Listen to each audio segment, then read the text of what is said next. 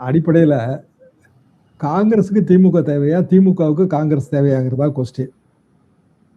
காங்கிரஸுக்கு திமுக கண்டிப்பா தேவை. ஏன்னா நேஷனல் லெவல்ல தமிழ்நாட்டில் காங்கிரஸ் தயவு திமுகவுக்கு தேவையான வெறும் 3% 4% ஓடு தான் அவங்க வச்சிருக்காங்க, எக்ஸப்ட் கன்னியாகுமரி டிஸ்ட்ரிக்ட்.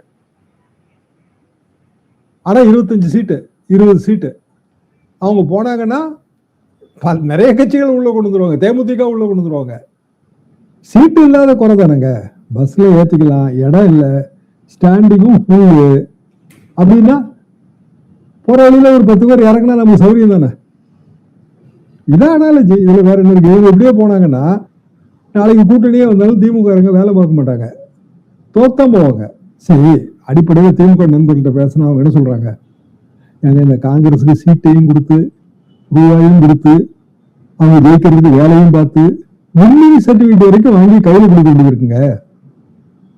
இதுதான் உண்மையான நிலைமை. அவங்க போனா எங்களுக்கு மகிழ்ச்சிங்க.